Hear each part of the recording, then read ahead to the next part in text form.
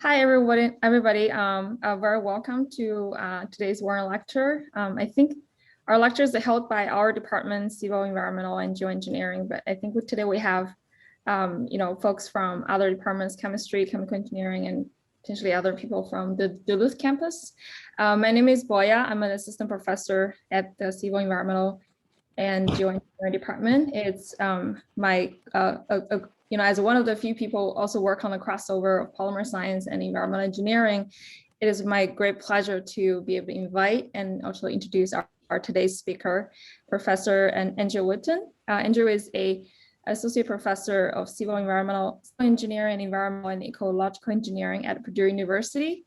And Andrew obtained his bachelor's and master's and PhD both at Virginia Tech and also his postdoc at NIST. And Andrew has 20 years of experience in infrastructure, public health, and environmental areas. He's nationally recognized for his expertise in water infrastructure, disaster response, and recovery, among other areas. His team has been called to respond and help recovery from widespread water distribution and building plumbing contamination in response to disasters.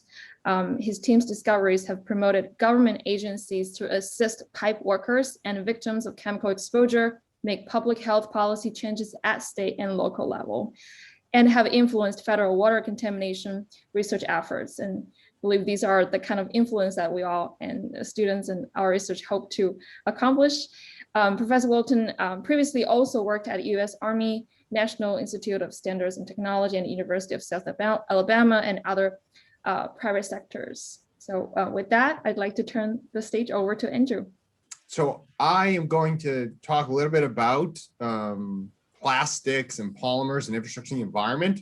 This is a tremendously innovative field, and I think there's a tremendous amount of opportunity here across the nation for innovations in infrastructure and environmental technologies. But there's also an education need that I'll get to in a second, and then public health and other needs. So mentioned, I've had a number of different experiences in my career. I'll just be frank, I never thought I would ever be a professor. Never thought I would ever live in Alabama or Indiana or be at Purdue University. But I've kind of followed this path towards trying to figure out, how can I help people? And this is one of the ways that I've ended up doing that. Along the way, and even today, I'm still working with amazing faculty and students and industry professionals across the country and outside the US. And I'm certainly interested, if you have ideas, ways that we can work together, please do reach out and contact me. My team's focus primarily centers upon water safety and disasters. That was primarily spurred by my interest at the US Army. After September 11th, I was graduating with my master's degree and wanted to go into industry. And the US Army said, well, we don't have anybody to do this infrastructure security stuff, water contamination, why don't you be that guy? So that was primarily where my water safety and disasters experience comes from, and it kind of pushed me on my journey forward. Infrastructure, construction, and repair technology is something else I work in. And then kind of the grab bag is waste materials and management solutions. And, a lot of my career is focused on plastics, and some of these materials you may recognize. Plastic water bottles, resin, irrigation pipes, waste, coatings, and gaskets and other things. And some of them you may have your own experiences with that have unique stories associated with plastics and infrastructure in the environment. And I am very interested in hearing about that because I think this is an area that needs more visibility. Now, for those of you who are not really familiar with plastics or polymers. Polymers are many unit compounds. They're kind of like materials, complex engineering materials that are made up of, you can think of spaghetti noodles, long strings of atoms together. Sometimes they just lay on top of each other like thermoplastics, and sometimes they're thermosets where the spaghetti noodles are bonded to each other. And so you can't just pull one spaghetti noodle out of a box because the rest of them come with it. And these types of materials have lots of different uses in infrastructure in the environment. wastewater, reclaimed water. We use it for treatment. We use it for conveyance and chemical storage. But really, one of the questions I started asking myself 20 years ago was, how is engineering education adjusting to prepare civil and environmental engineering professionals to understand polymers in infrastructure and the environment? Excuse me. And the answer is it hasn't. The fact of the matter is, of the last 20 years or so, I've been witness to failures after failures. And a lot of these acronyms you see here are plastics: high density polyethylene, cross-linked polyethylene, chlorinated polyethylene, EPDM, ethylene propylene diene monomer, all sorts of different types of plastics that have been in infrastructure and the environment. We've either discovered problems with them after we've mass kind of installed them, or once they've been installed, we've kind of stumbled upon issues. And these are very significant. You may have heard about the fires out west. We linked the water contamination to the plastics thermal degradation, the generation of benzene, and therefore leaching into the water supply. So this, potentially affects not just wildfire communities, but also communities where there's buildings that have structure fires and other things. And so there's just a real need for education in this space and preparing engineers to address these issues. Now, the topic I'm going to talk about today is one example of plastics and infrastructure environment. And this pertains to the US water infrastructure needs.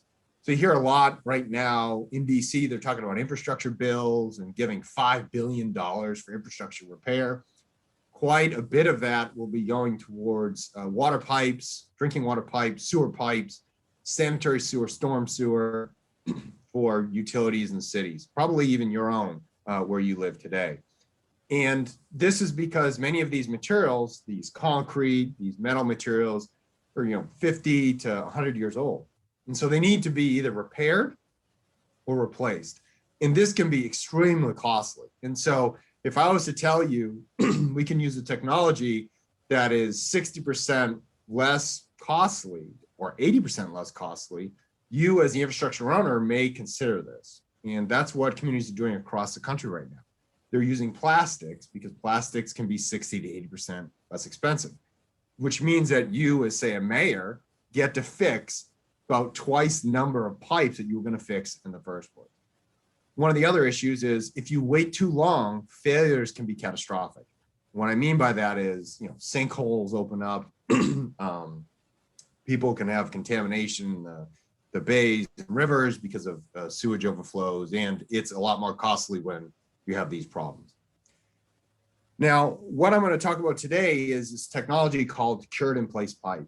And cured in place pipe is a practice where you don't have to dig up a street or somebody's front lawn. You take a t-shirt polyester material, you saturate it with resin, you slip it into the pipe, kind of like a stint, and then you inflate it and cook the plastic inside the buried pipe. And so this can basically reduce costs 60 or 80%. And it can be used to fix 4 to 100-inch diameter pipes or culverts.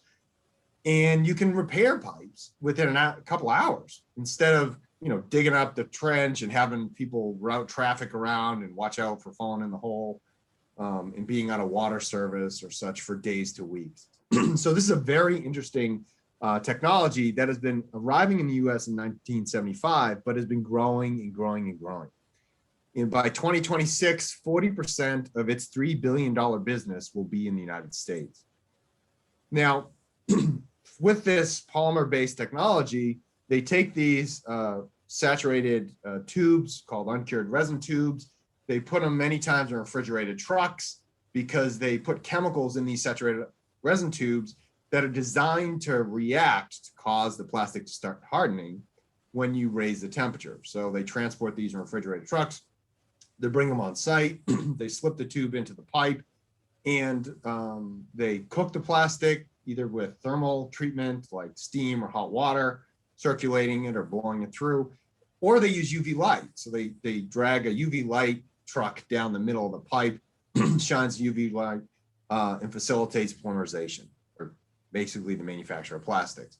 After that, they cut the ends off with mechanical saws, and they just let the water pass through. So it's a really innovative technique. One of the issues, however, is that you're dealing with raw chemicals, resins.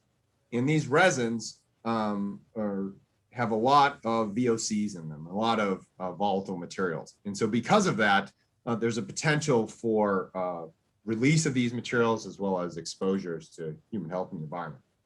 Now, for the chemical engineers and the chemists listening in, you may be familiar with many of these approaches.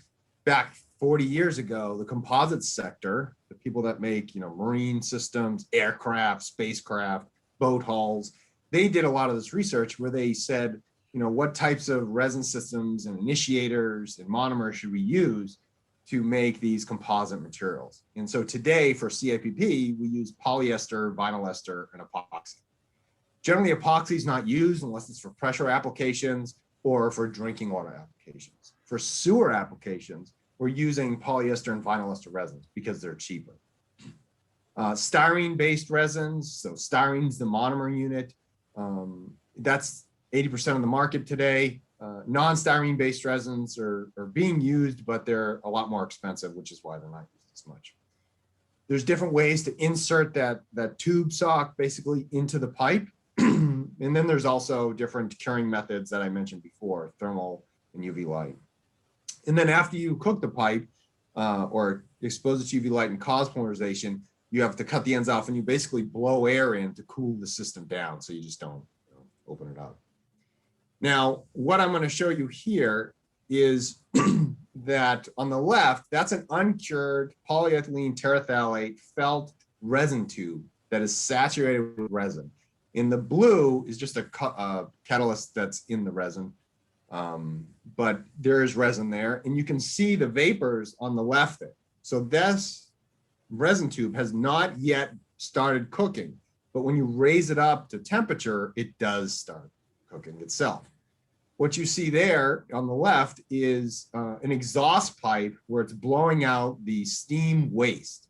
So the steam is pumped in one side of the tube and the waste comes out the other. And as you see, it just goes right onto the ground, into the environment. If you look in the middle picture, what you see is the cross-sectional view of the plastic after it's cooked. And you can see the interface of two pieces of felt. And then on the right, what you see is kind of a layout of the anatomy of a UV resin tube. And so in the middle of it, we have a sandwich of like fiberglass material, and that's saturated with resin. And then we have these other layers to keep the fiberglass in place, the resin in place, and also to let UV light come through to cook it. So this is, again, just kind of another way to look at it. You take the tube, we slide it in. For steam applications, which is the most popular in the United States, it's because it's the cheapest, you use about 3 to 30 PSI. So you take 30 pounds of pressure and you push steam into this pipe, which is porous. And because of that, some of the vapors, actually the resin blows through the sides of the wall and you see these kind of chemical plumes. The picture on the right there is an example of an image that somebody sent me in Philadelphia, downtown Philadelphia. That is plastic manufacturing waste there. One of the challenges is that you have these resin tubes that abut the open sewer laterals that connect to the pipe. And we don't shut off the sewer laterals when this is done. So they're just open. So some of the vapors actually can go up into nearby buildings. Well, in 2015, a University of New Orleans PhD student who was interested in understanding the environmental impacts of the technology kind of stumbled upon something fairly significant. And Dr. Ajari did testing at 3 CIPP STEAM work sites in downtown Los Angeles, Site 1, Site 2, and Site 3. And she looked at when the CIPP was being cooked and then when the cool down period. And what she found was styrene was found at about over 700 parts per million in the air. It was about 1,000. And why that matters is because that's immediately dangerous to life and health concentration for workers. And it typically kicks in the need for wearing respiratory protection, which workers generally don't wear at these work sites. And so she came across this and gave me a call when she did. and then we got involved to kind of look into what does the industry know about, styrene levels, this monomer that's used in the manufacture of these materials, being blown into air. And as it turns out, the industry at the time claimed for 30 years that's the highest level of styrene that would be in the air at a work site would be 3.2 ppm. And so this is a consulting report that was done that was basically widely spread to different cities, municipalities, consulting engineers who spec this material. They all believe that 3.2 ppm was the maximum level. And we kind of looked into the rest of the information that was out there, which was basically nothing, and found out that ATSDR, the US Agency Toxic Substances for Disease Registry Group, did an investigation in Milwaukee, Wisconsin. And they found out that a CAPP that was being installed below a building in a sewer pipe basically emitted materials through the soil, went through the foundation, and then accumulated in the building and caused evacuation. And so they did air testing, and they basically concluded that it generated a public health hazard and that there was a risk to this process. But that was it. So because of the 2015 study by the PhD student in New Orleans, we went to NSF and asked for funding to go look at these materials that are being blown into the air. What exactly that was. And when we did that, we started looking at bid documents and all these other engineering documents and public announcements by cities. And these are the common statements that were out there, right? The safety claims of the practice. Even if you go on Twitter, city of Kansas City, Missouri, declared that it was safe. The exposures were safe for people and pets and people and animals. So it was our understanding at the time that there was no waste capture. The plastic manufacturing waste was blown into the air. This is a worker from Alexandria, Virginia, with his head into the plume. There was no setback distances. People could walk up right up to the waste or walk through it. There was no respiratory protection, and there wasn't even any monitoring because the claim was that it's just steam. And so a chain of events happened after we got the NSF funding where an institution had an incident on their property and they asked for advice. So we asked them, well, let us test the air and we will let you know, what happens. So we showed up to this work site and the workers were cool with us testing. And so what we did was we captured this white stuff coming out of the manhole. And as it turns out, it's not steam. It's actually droplets of organic vapors, particulates, partially cured resin and waxes.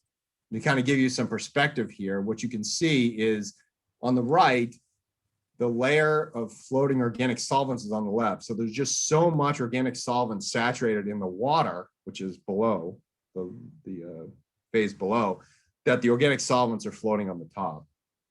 Multiple materials, there's resin, particulates, VOCs, and then if you look closely and you separate it by centrifugation, you actually find that there's a waxy substance. So it's blowing, it's creating plastic, but that's not completely cooked and transformed into a material that doesn't leave the site. So they're scouring out the plastic, and that's what the white material is. We applied, gas GCMS, we applied NMR, a number of different characterization techniques to kind of investigate what's going on here. We also looked at the resin tube. We got a sample of that. We published results in ES&T letters. And as it turns out, the manufacturing materials were complex. We found about 1,800 to 4,300 ppm of styrene in the condensed material. So we took stainless steel system, we attached it to the manhole, and then we basically flash cooled the waste as it was coming out, and we captured that. And so the concentration was up to 4,300 ppm of styrene. We found a toxicologist who worked with us, and he took it and examined basically how mouse lung cells would respond if exposed to the emissions. And it turns out that they didn't respond well. And one of the other issues that we found in this study was that some workers were literally just walking around holding the blue resin, blue on their hands, without any gloves. They also lacked respiratory protection. And some of us told them, well, when, in the winter, when it gets cold out, they like to stand over at that plume because it's warm, because the steam's coming out and they like to be there. So NIOSH started helping workers because we asked them, what do we do about this? NIOSH started going out and offering their help. They are secured internal funding for themselves so they could do that. The CIPP industry basically said none of this is true. This is not true. This technology is safe. They funded their own study to prove that. And then workers reached out to us for help too. Well, several months later, unfortunately, a 22-year-old died on a work site in Streamland, Illinois. He entered a new CIPP like other workers had elsewhere. What happened was it collapsed and blocked him in, and he was trapped in the pipe for 4 hours. The vapors accumulated because they were volatilizing out of that newly cured plastic, and they did blood analysis and found out that he basically passed out from the vapors, and then there was a little water left and he drowned, fortunately. A lawsuit was just settled about earlier this month, where they named that the city was responsible. Well, none of the parties agreed that they were responsible, but they all provided money to settle the lawsuits so that it wouldn't go to trial.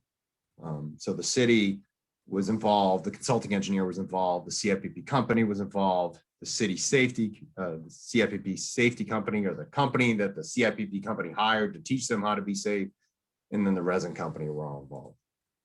So in our scientific investigation, we were very interested in understanding, okay, so if this white stuff isn't steam, what is it?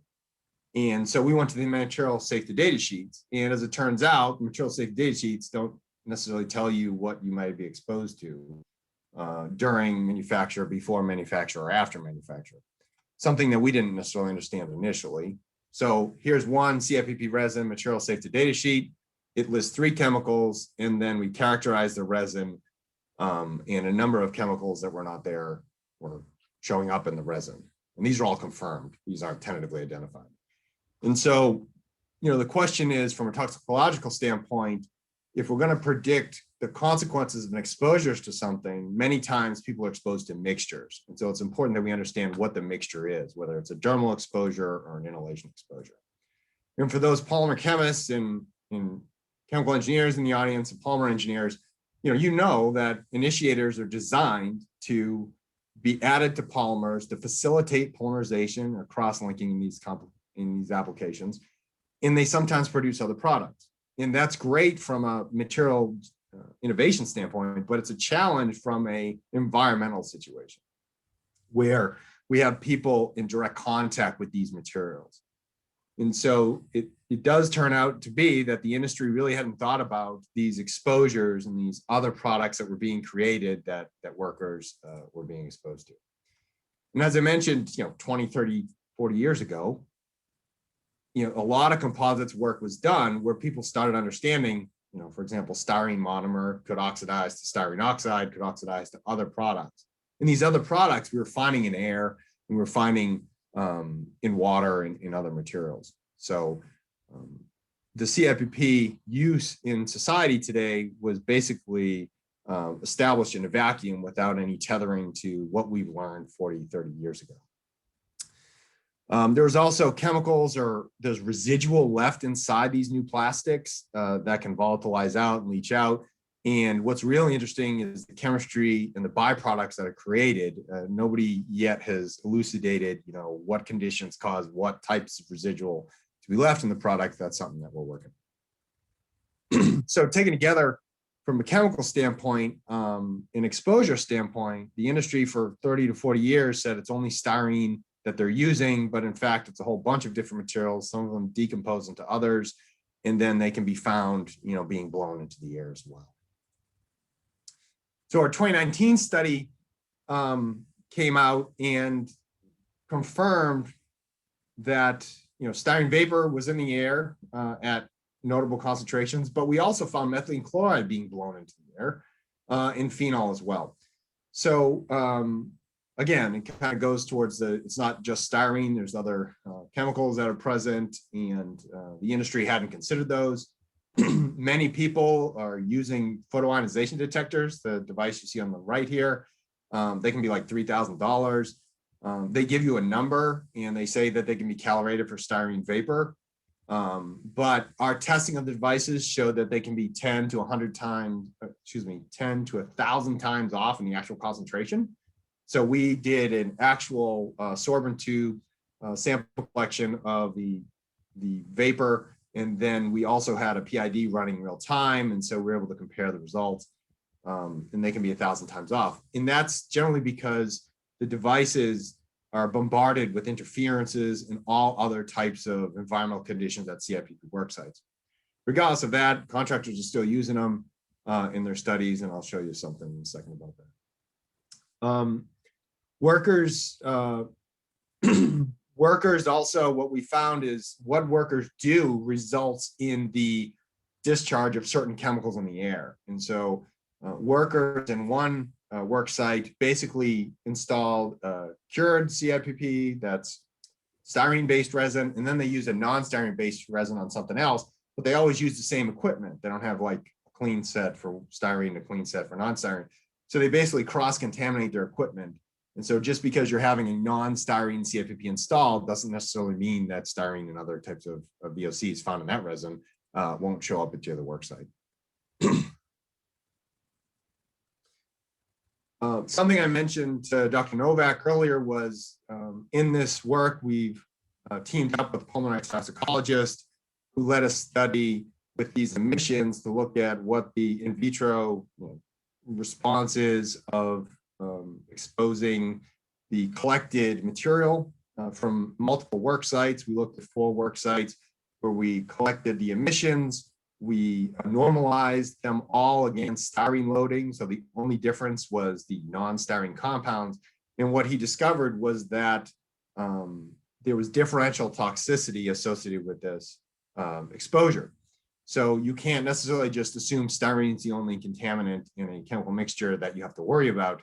There's actually a matrix effect that needs to be considered. And so a number of recommendations came out, and we went to NIOSH and kind of gave them that information. So far, one CIPP company has completed what's called a free health hazard evaluation. And this is where a company will call NIOSH, and NIOSH will come to their site confidentially, won't tell anybody who the company is or who called. They will go, they will do testing, and they will write a report that identifies what was found and what needs to happen. And so far, only one company has done this. There's, I think, more than 100 companies in the United States. Most companies have chosen not to pursue this type of expert feedback. And so, today, one of the issues is that while there's a lot of these industry-sponsored industrial hygiene consulting firm studies, many of them use photoionization detectors, which we validated are not effective, but they report the numbers anyways. And so that's an issue here. You can see this timeline in 2017 is when Purdue did their study. Then the studies after that, and then in 2019, Purdue did their study again. What's important to know is that in 2020, the CIPP industry came out and determined that, yes, they saw styrene in the air. They also saw other VOCs in the air. So it wasn't just styrene. They captured the condensed material, and they found out that that wasn't just styrene. And then the levels they found in a truck were 1,800 ppm in the resin truck. And this is the truck that delivers the resin. What happens, these workers go into the resin truck and they hand out the resin tube to the workers outside the truck. So people stand in that truck without any respiratory protection, sometimes for minutes to sometimes an hour, depending on the size of the liner. And 316 parts per million at the exhaust pipe. So from 2017 to 2020, basically 20 years of safety claims about the technology were debunked. And that's primarily because the plastics technology was brought into the civil engineering infrastructure sector. It was specified by design engineers, specified by civil engineers, municipalities, and utilities, and nobody knew enough to do something about is what we're being told, correct. And many of the individuals I talked to said, well, we just don't know anything about plastics, so how are we able to do that? But the implications of it, bringing plastics into the infrastructure realm without really doing your due diligence, results in a failure to protect other people from harm. So there have been, and this is just in 2018 to 2020, schools and children that have been affected where they've been near a site, or the emissions blew onto the site, or they blew into a building and caused children to vomit, have gone to hospitals and due to the exposures. So many of the exposure symptoms have been reported by people having firsthand experience where the emissions blow into their home through sewer lines, or they're walking by a work site. Just kind of give you some perspectives. California Office of Environmental Health Hazard Assessment believes that a 4.9 ppm level for the general public is a decision threshold. And so this is like for people indoors, not workers. And you saw the numbers previously about what's been confirmed at work sites and elsewhere. One of the issues is that sewer lines are direct pathways to buildings next door. And because they're not blocked off, the emissions can find their way there. When we started poking around to figure out if anybody's had these experiences, we started getting contacted by people who have had these experiences and utilities that have had the experiences too. It turns out that many of the times the utilities get called by the people who are affected and they don't report it to medical professionals. And nowadays there are some CFPP companies that are giving out telephone numbers to the people that are affected, so they don't call the utilities and they don't call the medical professionals. So there's an issue here with data and trying to understand exactly the scope of the problem, because the system's set up where public health is not notified. Here's just an example of a work site. So the yellow on the right is the two manholes with the pipe to be repaired. What happens is they'll cook the plastic over there below ground. The emissions come out. They might move towards the building, or they might go through a sewer line, find their way to the building. People have had water blown out of toilets. They've had whistling coming out of their sink because they're using pressure at the sewer lateral. And these sewer systems are not designed to be pressurized, but they are for this application. And so then you can have emissions in the building. One of the myths that's been out there, that's been pushed by municipalities, consulting engineers, and these contractors, is that if you just put water in your trap, that you won't have any problems. And the fact of the matter is that this goes back to hydraulics and basic physics, which is where I think we need to focus. If you're applying 20 PSI to your P-trap water seal, that will blow out of your sink. Or even 3 PSI. So this is something that needs to be done. And contractors know this. So what happens is they'll come out with a notice, contact us if you have any problems. And when you contact them, they'll tell you basically sometimes to wrap your toilet in saran wrap, because they expect potentially emissions will come and into your home onto private property. So 2 health departments have done some good work where they kind of notified their populations and their county health departments about the issues and given them guidance to how to triage illnesses associated with these sites. And finally, environmentally, there's really a paucity of data associated with what are the environmental impacts of these work sites where you're blowing plastic manufacturing waste into the air. And we did a study where we found basically about 8.8% weight of the initial resin is blown into the air, which translates to about 6 to 33 tons of VOC potentially per work site is blown into the air. And why that matters is because the Clean Air Act regulates hazardous air pollutants going into the air, and the plastic pipe and fitting industry that sets up buildings where they make plastics in those buildings has to meet those requirements. These mobile air pollution sources don't seem to be on anybody's radar. There's been also some issues with the plastic manufacturing of cured-in-place pipe. Until 2020, CFPP companies were encouraged to dump their waste into, quote, streams and ditches. It was a guide that was given to CFPP companies and workers that it was okay to dump this waste. If you look down the lower left, that waste is about 60,000 milligram per liter of COD. And if you put a definite organism in room temperature, it will dissolve it within 24 hours. So this stuff is pretty potent. There have been fish kills and wastewater treatment plant upsets because the waste is so concentrated, and there have been some investigations for it. But all that said and done, all these problems are solvable. And what it takes, though, is awareness of the issues at stake, compassion for human health and the environment, and in education. So we need discovery, innovation, and direct engagement of these populations. Engineers have a big role in this, and it's important that we recognize these types of limitations so that we don't use technologies in a way that harm people. Somebody asked me last week, if I had 10 things to do, what would I do? And this is them. Just for a cured in place pipe, workers, need to start contacting the federal government and asking for help. Since 2017, we made our discovery. The CIPP industry has basically been in neutral. They haven't really done much.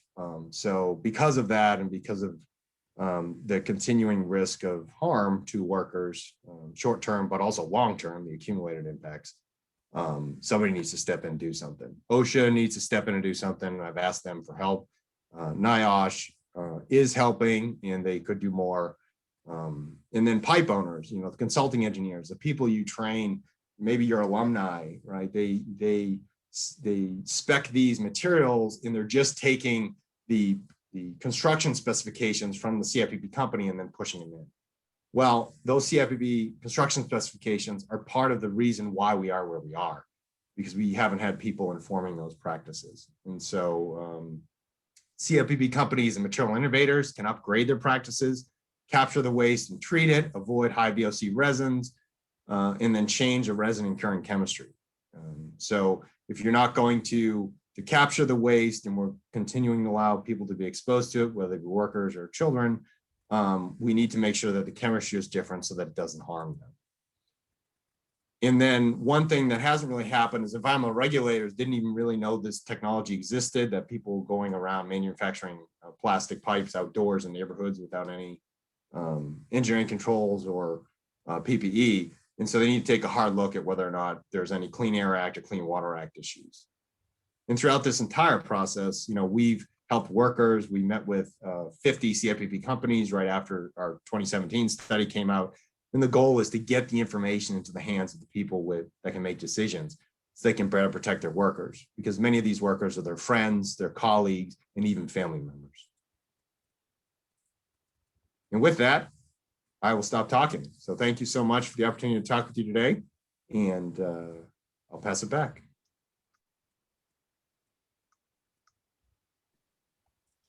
Thank you so much, Andrew, for this very thought-provoking talk and introduce us this important and unrecognized environmental issue.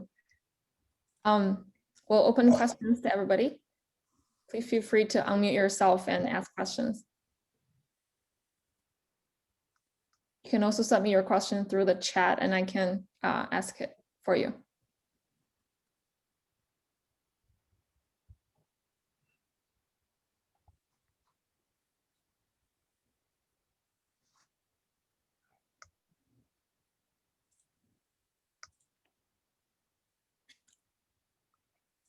I'll start with the question. Oh, we have a question here from Professor Dunhauer. How common is the CIPP technique, and does it represent more than 10% of the public water pipes? That's a good question. I would argue if it's sewer, it's probably in every county in the United States. It's been in every county, and it's growing. It's a technique of choice because it's 60 to 80% less costly than everything else out there. For drinking water, it's less than 10%. One of the issues is the drinking water sector hasn't embraced CIPP like the sewer sector has.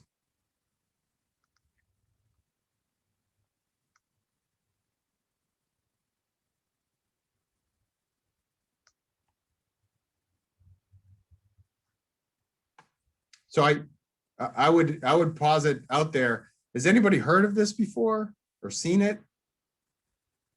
before July?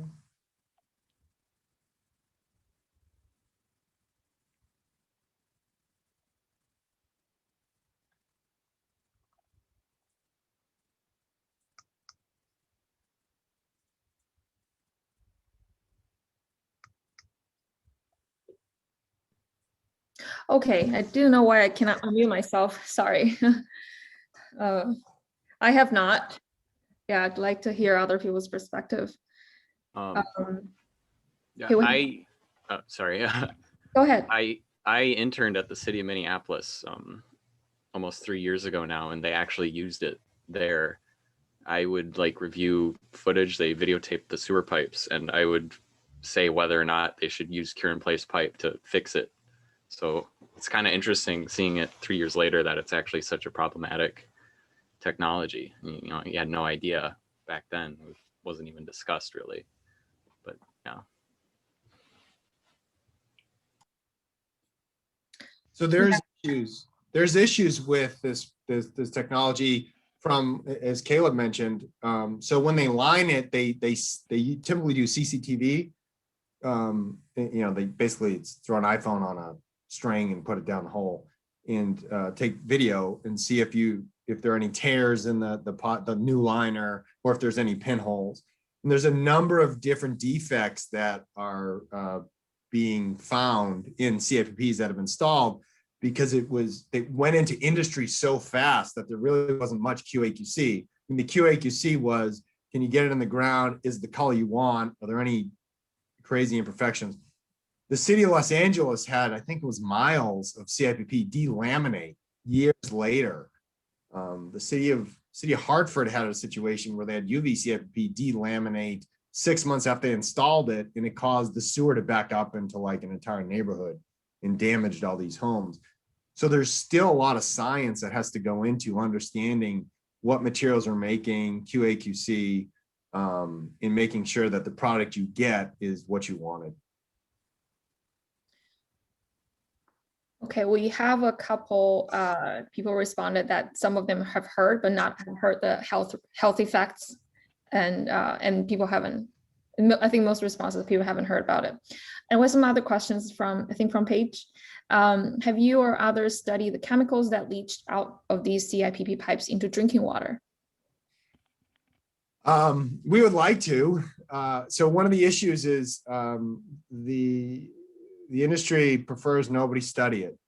And so what they'll do is they'll invoke this thing called the National Sanitation Foundation International Standard 61 test, which is a lab test run by an agency that, not a government agency, a third-party agency.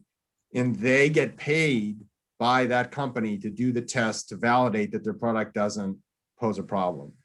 That's how the game works right now. There's generally no independent testing. And then when there is independent testing, sometimes you get people doing the testing that don't actually know what they're looking for. And so when they find nothing, of course, that works in everybody's favor that wants to use it, but it doesn't necessarily serve the utility or the public's best interest when that happens. So there's not much data.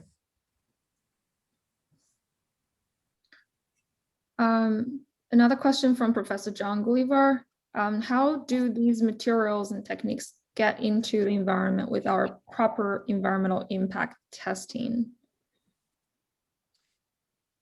So that's a great question. My understanding is that the technologies that are used to repair infrastructure don't need to pass any environmental assessments. Like they don't have to undergo a T-clip, or they don't have to undergo other types of environmental assessments that we use. And, you know, it's not necessarily the technology. Sometimes it's the users of it not understanding the consequences of leaving a gallon of resin in the stream. So there's this education part from the material manufacturers to the contractors, the installers, to the environmental regulators. And so what we see with this technology is just basically the failure across all levels of education and awareness of the science and the environmental impacts of what people are doing, which is where I think we as educators can make a difference. And you know, for the students that are here, you as students can make a difference because you'll have a little more information when you get to industry. A question from Professor Randall Barnes. What is happening in the rest of the world about this technique?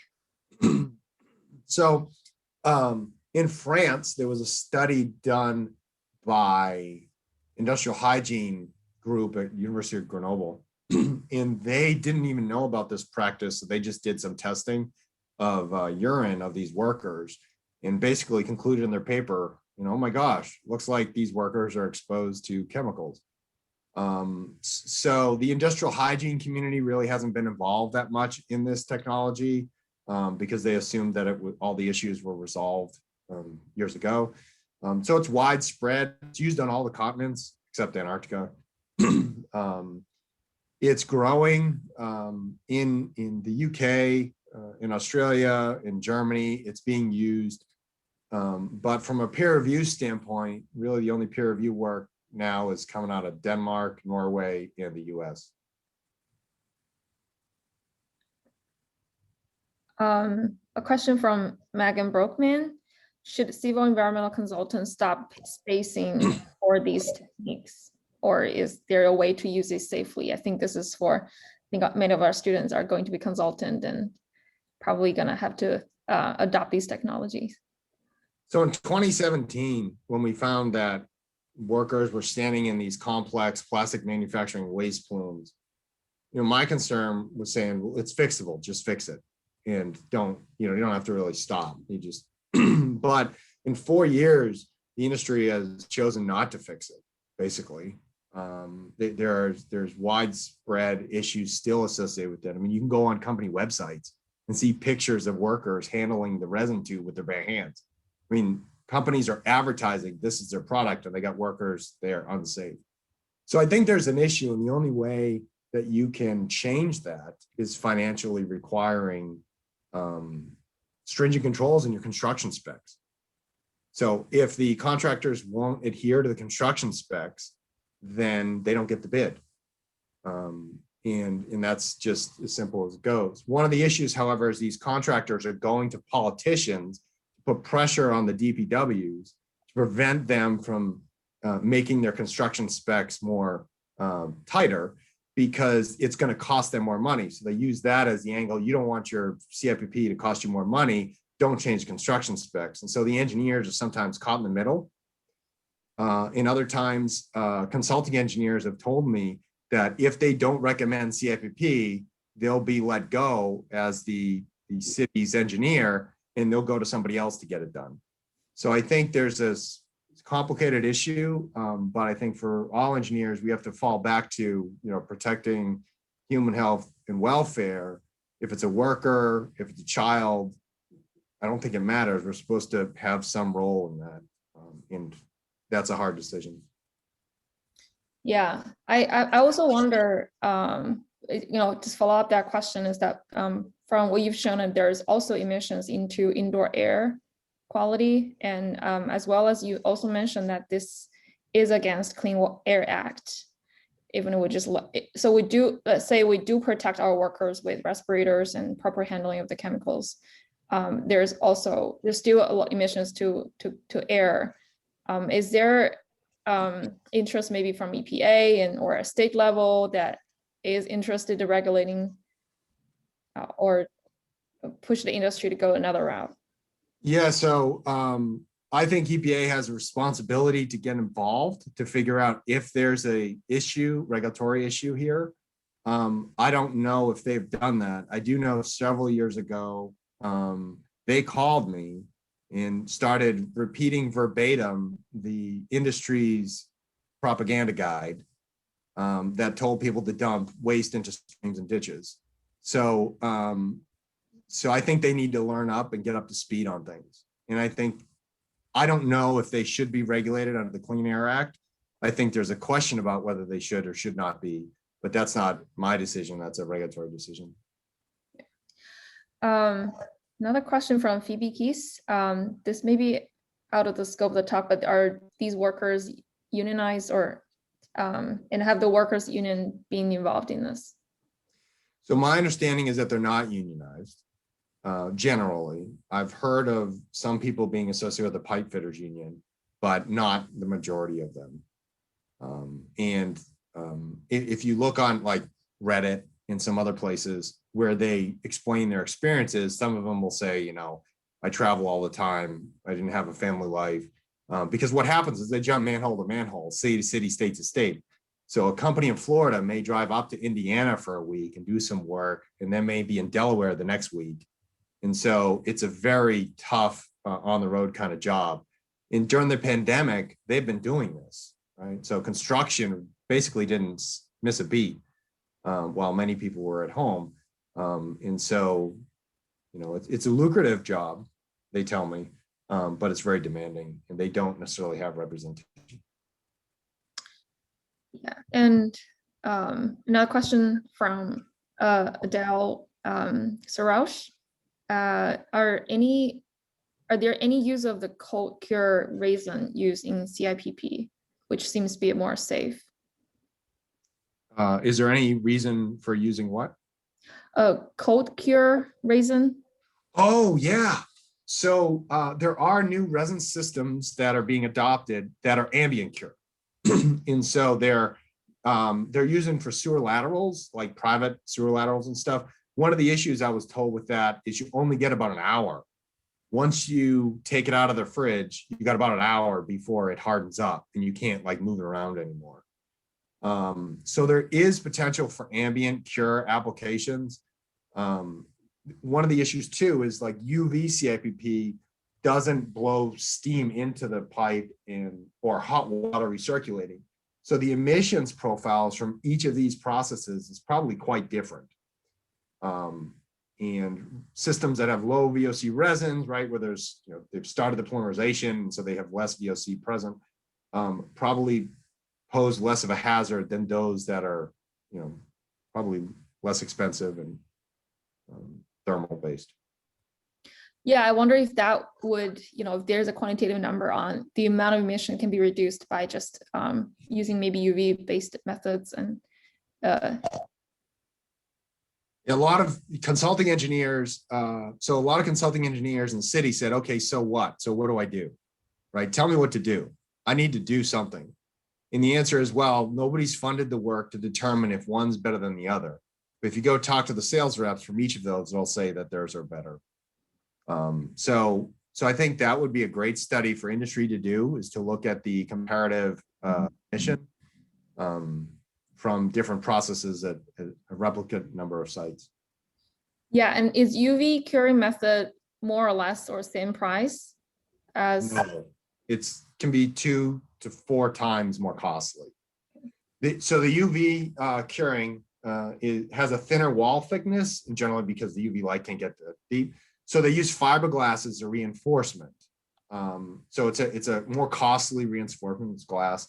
Whereas the thermal-based materials are using PET felt fiber.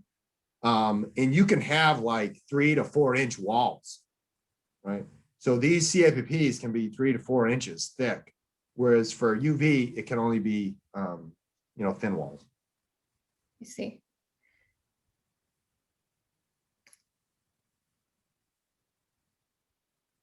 I have another questions, kind of follow up that is, you know, just to think about what are the, you know, think about green chemistry and safer way of using these polymers. And I wondered on the, you know, I think there is a slide have a list of 20 chemicals.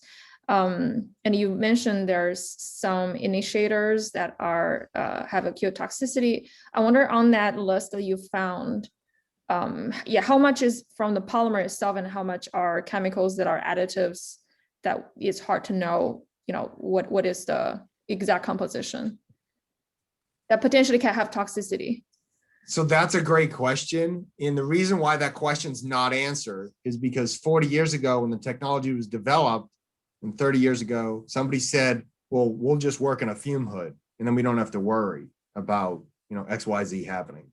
So that's a great question. A lot of the non-styrene based resins are like methacrylic acid based instead of, you know, styrene and other types of contaminants. So we haven't done any direct comparisons on toxicity, but that would be very helpful if somebody did it. Yeah, so the choice of polymer itself would potentially make a difference because there's a lot of monomer release. Yes, and it's cost. I mean, the reason why a lot of the decisions are made is because it's cost.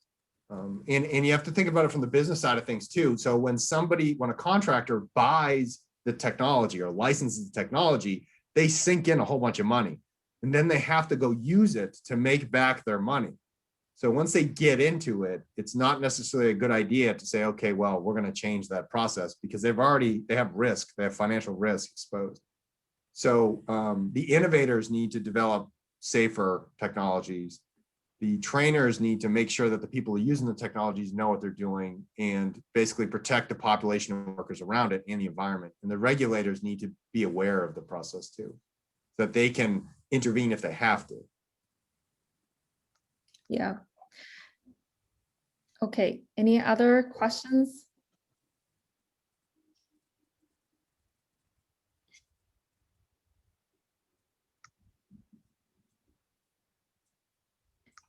Okay, I think this will be the end of the oral lecture today. Thank you so much, Andrew. This was a great talk and discussion. And everybody take care. And I think we, for anybody who wants to have more questions, feel free to, I think, stay in this room. We can put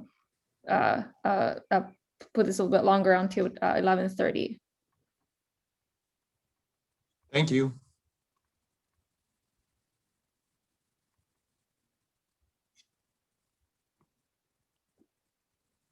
Yeah, Andrew, I think there's so many interesting science can be, studied, and, the oxidation process, and definitely the list of chemicals will be really interesting to see, from both where are they coming from, what are the intended use in polymer chemistry, as well as you talk about the matrix effect of toxicity and their further fate in the environment. They're not just VOCs, more than VOCs. Yeah. Yeah, so that's why I say it's so exciting to be in this plastics infrastructure, the environment realm, because the material engineers generally make great products, but they don't understand the potential consequences. The users don't understand the consequences of doing something different. Like what we found was that, like, if you look here, it says NY site 1, NY site 2, NY site 3. And then it says VA inlet, VA outlet. So VA inlet, VA outlet, that's one CIPP that was created by the same company as the New York sites in Virginia. And, in Virginia, we found 16,000 milligram per kilogram of styrene in the composite after. But in New York, we found 1,300. So you would say, well, I don't care, right? But if it's leaching out and it's causing fish kills at notable concentrations in Virginia and not in New York, how do we change the manufacturing process? How is that getting there? What's not happening chemically? Is there some pathway that's taken it in a different direction? Is it too hot? Was there a cold point on the pipe? I mean, this is the chemistry that needs to be done. That's not been done, because historically the composites industry has been cooking things inside fume hoods and they don't really need to know. So. Yeah, I think it's a perfect example. We need to get, hopefully to get the composite industry or the design of the chemistry or formula that, was intended to design for their mechanical properties, probably likely, and then their rate of curing as their intended use. But I think it's a perfect example of studying them at the same time of their potential toxicities and looking for substitutions, green substitution. Yeah, and that's John just posted something. Yeah. About something being tested before it's brought into the environment. John, I agree with you. But one of the issues is that it takes people being aware to know what they don't know and then need change. And I will tell you, the system is set up so that no thing changes, right? So the feedback loops are set up that companies sell products, that environmental is not considered, because the more connections and feedback loops there are, the less control the company has on destiny. And so this is an issue with polymers coming into society. There's not good awareness. And because of that, there's less control and awareness about what the consequences would be when things go bad. Yeah. Do you think the really the end of this we still need to have regulation happen to really make a difference? Well, I think from the worker safety point, I mean, I sent a letter to OSHA and petitioned them to start testing work sites immediately. And I sent them images from people's websites showing workers doing unsafe things in videos that companies are posting. So yeah, something has to happen there because the industry is not capable of self-regulating themselves yet. Environmentally, yeah, EPA probably has to look at it. I don't know how they would follow because there are certain thresholds with what constitutes certain types of sources. There's certain tonnage release, and so they may need to do their own monitoring. Like they did with like the fiberglass boat industry. So they passed some requirements for the fiberglass boat industry about how much VOCs are allowed to emit per year. EPA did. They probably have to do something like that to look at it. I don't know what data they would find. Yeah, this is really, really similar to the fracking chemical industry that I've worked on. I think EPA had and frankly speaking, over there, if we talk about chemical exposures, organic chemical exposures in fracking, there's a much less direct exposure because you need to have spills and accidental release. And for a while, people think that fracking itself is going to contaminate groundwater. And then I think EPA did a really thorough study, I think in 2015, around that time, and was assessing different. So I really hope that EPA would do something similar soon about this. Yeah, I haven't contacted. I mean, they contacted me several years ago, and they started. I mean, one of the issues is education, right? Yeah. And so, so I think if EPA had the right information, they could self-determine if this is something that warrants regulation. Yeah. One of the challenges, though, is finding who that is, and before they get tainted by misinformation or whatnot. Because that's one of the issues that we have. So firefighters will call me and they'll say, the child vomited, but the worker said that the exposures are safe. What do I do? And I'm like, well, who told you? What? Send me the MSDS. They'll send me the MSDS. I'm like, this is garbage. None of this is true. You need to send them the doctor right now.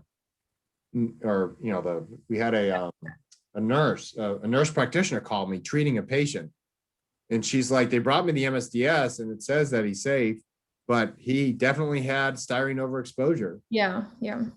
So the issue is that there's this information out there that's got to consulting engineers and all sorts of other parts of society to basically poison that critical thinking. And so it's a huge uphill battle to kind of reclaim that, the evidence, right? I mean, you have evidence, but nobody believes you. Yeah. So anyways. Thank you, Andrew. I think we'll continue our conversation in the afternoon.